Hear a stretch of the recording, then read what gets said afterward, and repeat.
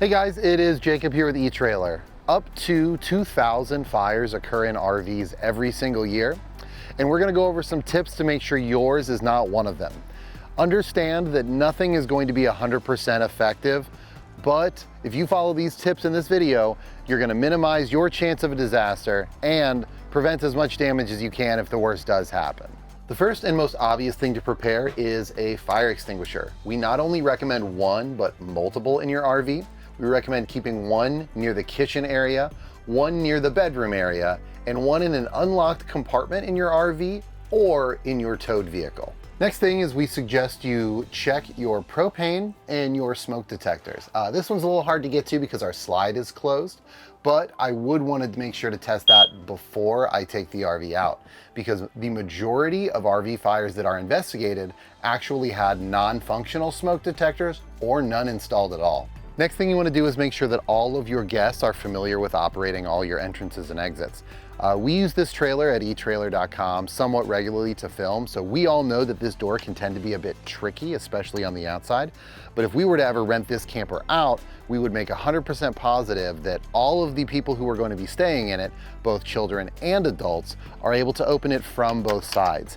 And it is noteworthy that both of the mechanics to open the door are different depending on if you're going in or coming out.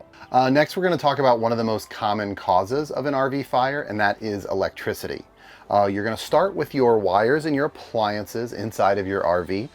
You want to check and make sure there's no fraying or damage there, because these can pose a fire risk. You also want to take a look at the wiring that's outside of your RV, connecting it to shore power, as these can have the same sort of damages and fraying.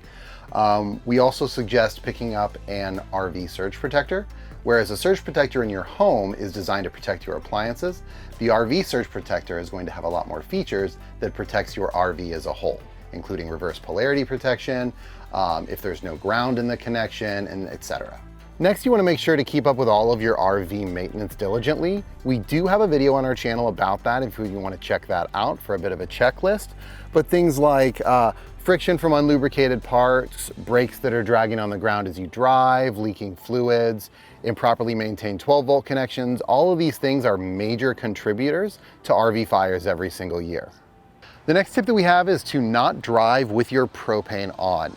I know a lot of seasoned RVers swear by this so they can keep their fridge running and their food and drinks cold while they're on their way to their destination. But do understand that if you have a blown tire, a running gas line or a gas leak can turn a minor inconvenience into a major disaster. We also recommend looking into a gas stop, which will not only detect but stop any leaking propane if it ever detects any. This is not only going to protect you on the road, but once you get to your campsite as well. So you've made all the necessary precautions before your trip, and now you've arrived at the campsite. We're going to give you a few things to do once you're camping to minimize the risk of a fire.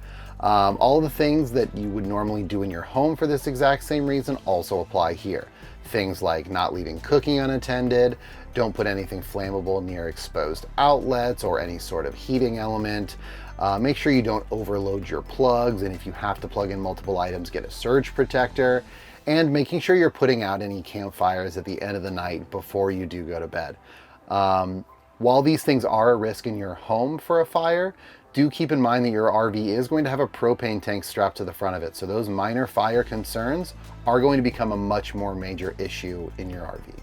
All right, guys, follow these tips to minimize your chances of an RV disaster. If you have any questions or comments, or heaven forbid, any horror stories, leave them in the comments section below. Thank you so very, very much for watching, and take care. All right, guys, if you found that helpful, click over here to check out another video. Click down here to subscribe to our channel to see more of our videos. Click up here to read an article about what you just watched, and click down here to see an associated playlist. Thank you so very much for watching, and take care.